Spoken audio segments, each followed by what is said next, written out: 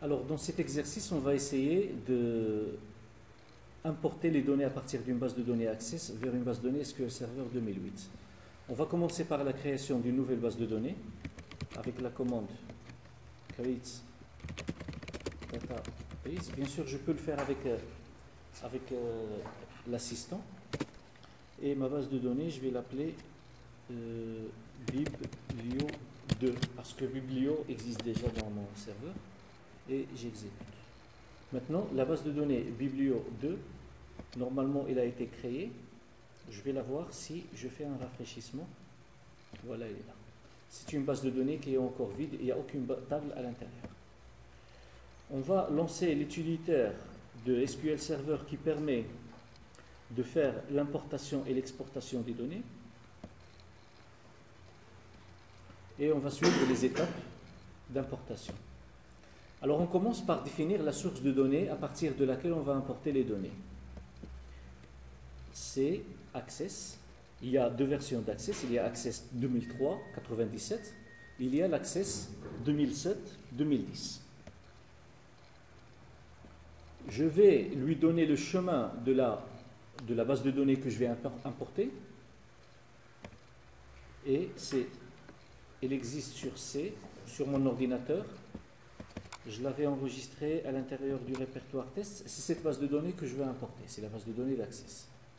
Alors, C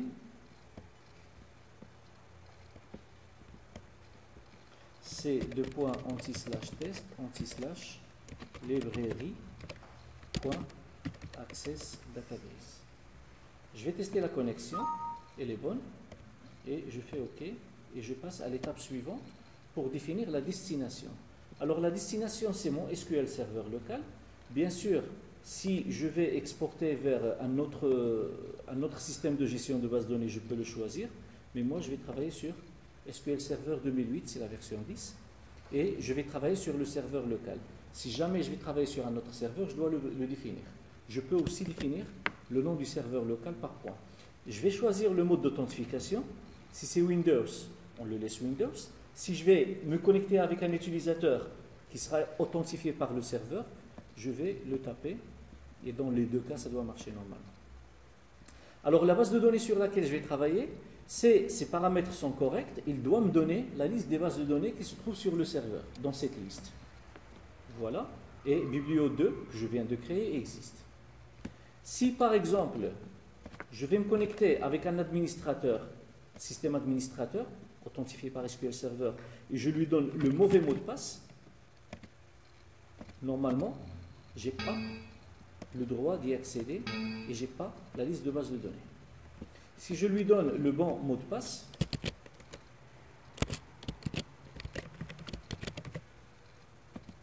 il doit me donner la liste des bases de données qui se trouvent sur le serveur. Alors, je vais copier les données à partir d'une ou plusieurs tables ou vues, ou écrire des requêtes que je vais moi-même taper pour spécifier les données que je vais importer. Moi, je vais choisir des tables. Donc, il a analysé la base de données Access et il a trouvé ces tables et ces requêtes. Moi, je ne suis pas intéressé par les requêtes. Ce que je veux, c'est les tables. On va faire quelques mappages. On va modifier quelques informations dans les tables. Parce qu'on aura des petits problèmes de notes nulles, de base de données et tout. Et on va, datedel n'accepte pas les valeurs nulles parce que ça sera la clé primaire de cette table. Sur classification, numrub, elle est correcte, elle est déjà bonne. Dépôt, nuldep, c'est bien. Écrire, les deux ne sont pas nullables parce qu'en fait ce sont les clés étrangères et qui vont faire ensemble la clé primaire de la table écrire, le numéro d'écrivain, l'éditeur, c'est le nom de l'éditeur qui est la clé primaire de la table éditeur,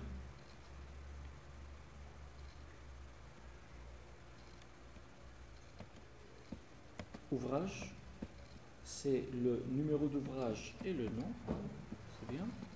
Stocker, c'est les deux ensemble.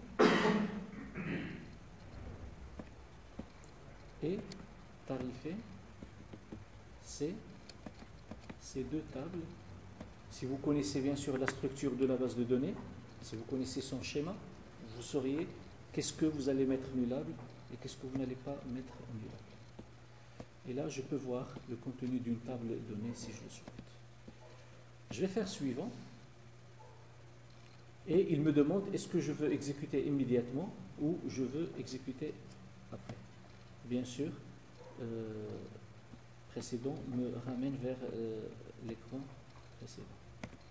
Alors, voilà une récap des préférences que j'avais fait au moment de la configuration de mon assistant.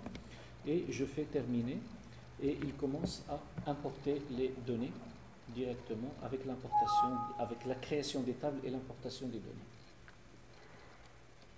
Je fais fermer et je reviens à SQL Server et je vais voir l'explorateur des objets. Bien sûr, je ne vois rien au niveau des tables, mais je dois actualiser pour que je puisse visualiser les tables qui ont été importées. Sur le schéma des bases de données, je vais voir mon schéma. Je vais installer les composants pour que je puisse créer le schéma et je vais sélectionner les tables. Il n'y aura pas de relation parce qu'il n'y a pas de clé primaire et bien évidemment, si on n'a pas de clé primaire, on n'a pas de clé étrangère. Je vais commencer par définir les clés primaires au niveau des tables.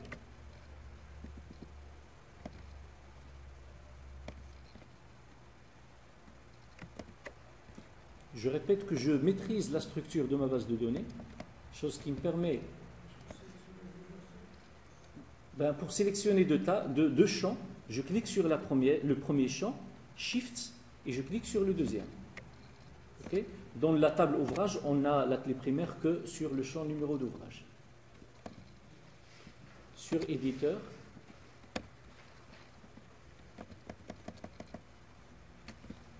sur numéro d'écrivain,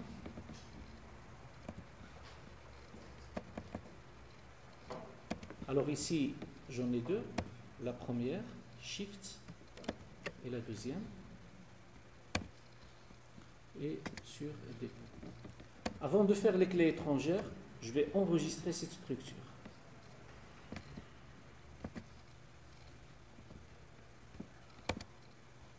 Il me demande est-ce que je veux apporter des modifications à cette table. Ça se passe bien, c'est bon. Je vais faire un petit zoom pour regrouper les tables. Et je vais les mettre, bien sûr. Catalogue, je l'avais oublié.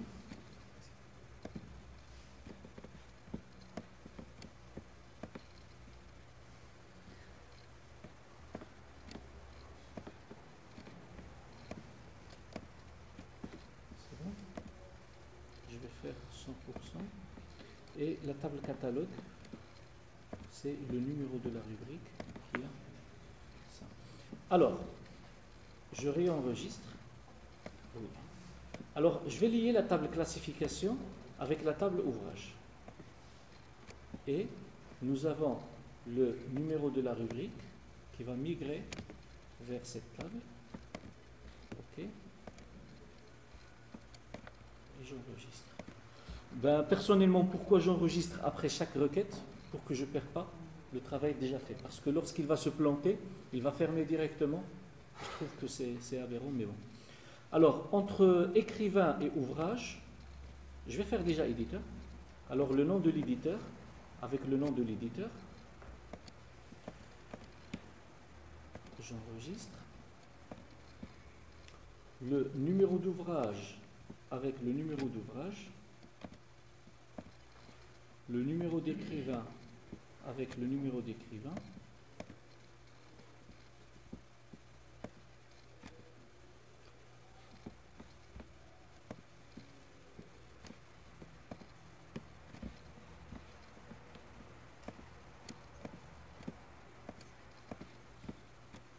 Catalogue.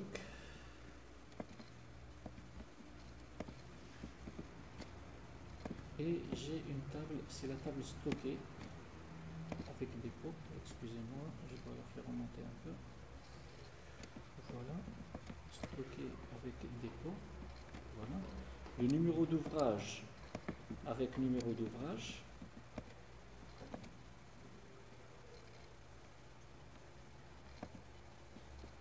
le numéro de dépôt avec le numéro de dépôt. Je vais enregistrer pour ne pas avoir de surprise par la suite. Voilà. Et nous avons catalogue avec tarifé. Nous avons des tarifs par catalogue. Et le numéro d'ouvrage avec numéro d'ouvrage. Et date début catalogue avec date début au niveau de la table tarifée. Et j'enregistre le tout. Et voilà, ma base de données est prête.